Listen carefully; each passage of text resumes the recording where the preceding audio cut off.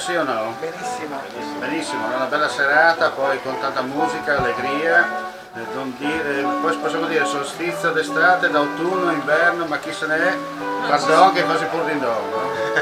Bene, conferma anche lei? Che non ci sono più le mezze stagioni. Certo. Ma perché? In che periodo siamo? Non so, chiedo a lei.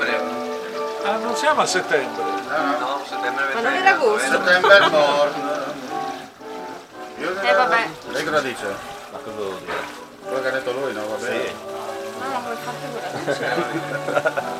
voi? Bene. Siamo a luglio. Buona serata. Grazie. Andiamo all'interno.